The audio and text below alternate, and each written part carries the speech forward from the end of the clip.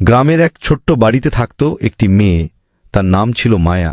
বয়স মাত্র 10 বছর। ছোটবেলাতেই সে তার মাকে হারিয়েছে। মায়া প্রায় আকাশের দিকে তাকিয়ে বলত, মা, তুমি কোথায়? আমাকে একবার দেখতে আসো না। তার বাবা একজন কৃষক। সারাদিন কাজ করে রাতে ক্লান্ত শরীরে বাড়ি ফেরে। কিন্তু বাবার ভালোবাসা থাকলেও মায়ের শূন্যতা কখনো পূরণ হয় না। ভোর হলে মায়া সবার আগে ঘুম থেকে উঠত। ছোট্ট হাত দিয়ে কলসি ভরে পানি আনত, উঠান ঝাড়ু দিত, চুলায় ভাত বসাত। ধোঁয়ায় চোখ জ্বললেও সে থামত না।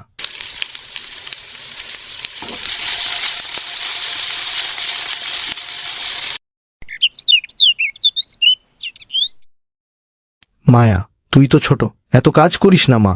আমি ছোট না বাবা, আমি তোমার ভরসা। মা, তোর এত কষ্ট আর সহ্য হয় না। ছোটবেলাতেই তোর মা মারা গেল, সেই থেকে এইটুকু বয়সে তুই সংসারে সব ঘানি টানছিস। আমার বড় অপরাধ হয়ে গেছে রে মা, তোকে আমি একটুও সুখ দিতে পারলাম না। ওই বাবা, তুমি এসব কি বলছো? মা মারা যাওয়ার পর থেকে তুমিই তো আমাকে মায়ের আদরে বড় করেছো। মানেই তো কি হয়েছে, মা ওপর থেকে আমাদের দেখছে।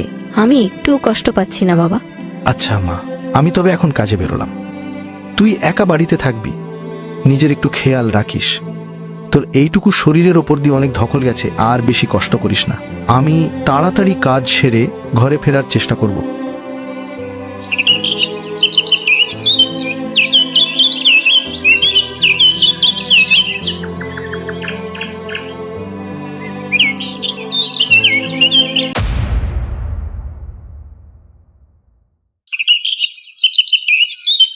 কিছুদিন পর বাবা অসুস্থ হয়ে পড়লেন। কয়েকদিন কাজ করতে যেতে পারলেন না। সংসারে টান পড়ে গেল। ঘরে চাল কমে এলো, হাঁড়ি চড়ানো কঠিন হয়ে গেল। তখন মায়া চুপচাপ সিদ্ধান্ত নিল, পাশের গ্রামের এক বাড়িতে কাজ করতে শুরু করল। সকালে নিজের ঘরের কাজ শেষ করে সে অন্যের বাড়িতে গিয়ে বাসন মাজত, ঘর ঝাড়ু দিত, পানি তুলত। ছোট্ট হাতগুলো ক্লান্ত হয়ে যেত, তবুও সে থামত না।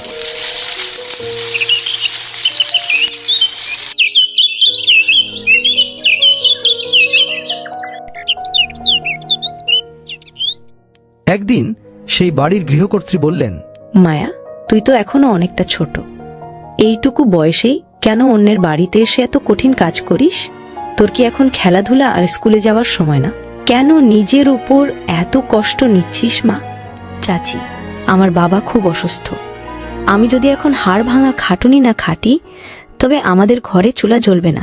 বাবার এই অবস্থায় আমি ঘরে বসে থাকলে বাবার ওষুধ আর আমাদের পেটের ভাত জুটবে না। তোর মতো এমন লক্ষ্মী মেয়ে হয় না রে মা। এইটুকু বয়সে তুই যেভাবে সংসার আর অসুস্থ বাবার হাল ধরেছিস, তা দেখে আমার বুকটা ফেটে যাচ্ছে। তুই আজ থেকে আমার নিজের মেয়ের মতো থাকবি, কাজে একটুও ফাঁকি দিবি না জানি, তবে নিজের শরীরের দিকেও একটু নজর দিস।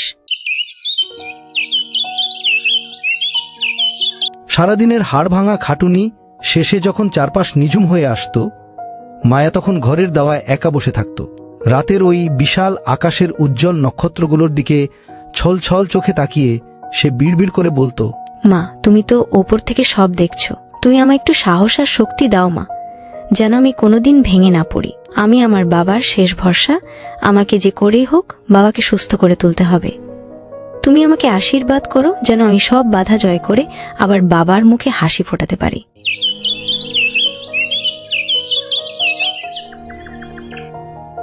দিন যায়, মাস যায়। ধীরে ধীরে বাবা একটু সুস্থ হতে শুরু করলেন। গ্রামের মানুষ বলতে লাগলো, ওই মেয়েটা সত্যিই সাহসী। মা হারা অনাথ হয়েও সংসার সামলাচ্ছে। মারে, তুই যে এইটুকু বয়সে আমার জন্য আর আমাদের এই অভাবের সংসারের জন্য যা করলি, তা আমি কোনোদিন ভুলব না। তুই শুধু আমার আদরের ছোট্ট মেয়ে হয়ে থাকিসনি, তুই হয়ে উঠেছিস আমার পরম নির্ভরতা আর বেঁচে থাকার একমাত্র শক্তি। তোকে পেয়ে আজ আমার বুকটা ভরে গেছে। সত্যি বলছি মা, তুই শুধু আমার সন্তান নোস, তুই আমার জীবনের সবচেয়ে বড় গর্ব। বাবা, তুমি এসব কি বলছো? আমি তো তোমারই মেয়ে, তোমার রক্ত আমার শরীরে বইছে। তুমি সারা জীবন আমাদের জন্য হাড় ভাঙা খাটুনি খেটেছ, আর আজ তুমি একটু অসুস্থ বলে আমি বসে থাকব? মা নেই বলে?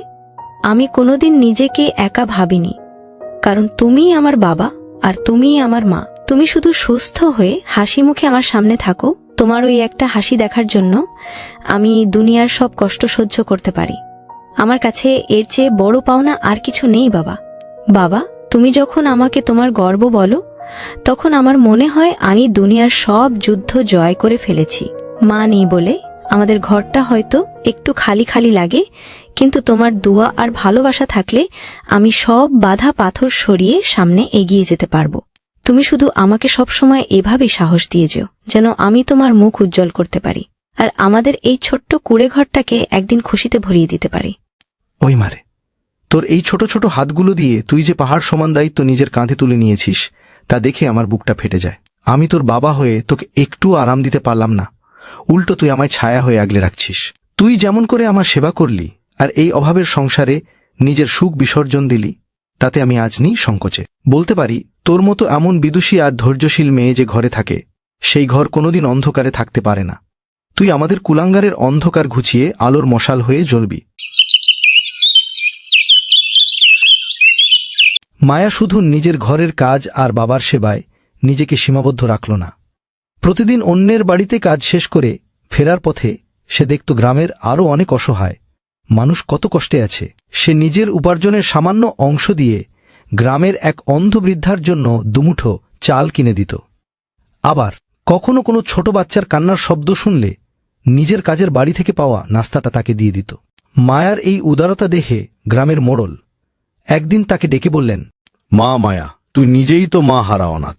অন্যের বাড়িতে হাড়ভাঙা খাটুনি খেটে বাবার মুখে অন্ন তুলে দিচ্ছিস।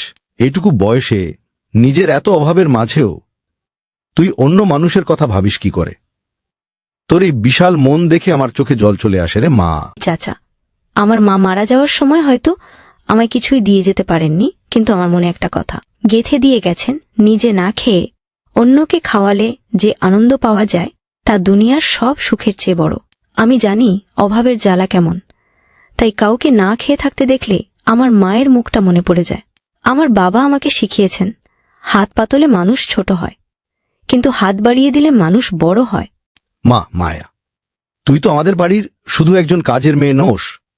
তোকে আমি প্রথম দিন থেকেই নিজের মেয়ের নজরে দেখেছি। এইটুকু বয়সে তোর এই লড়াই আর বাবার প্রতি তোর এই অগাধ ভক্তি দেখে আমি মনে মনে একটা বড় সিদ্ধান্ত নিয়েছি। আমি চাই তুই আমাদের এই বাড়ির স্থায়ী লক্ষ্মী হয়ে থাকিস। আমার ছেলেটাও খুব ভালো মনের মানুষ। আমি চাই তোকে আমাদের বাড়ির পুত্রবধূ করে সারা জীবনের জন্য আপন করে নিতে। তোকে আর কখনো অন্যের বাড়িতে কাজ করতে হবে না মা, বরং তুই আমাদের ঘরটা আগলে রাখবি। তোর অসুস্থ বাবাকেও আমি আমার কাছে নিয়ে আসব, যাতে তোকে আর বাবার জন্য দুশ্চিন্তা করতে না হয়। তুই কি আমাকে মা বলে ডাকবার এই সুযোগটা দিবি?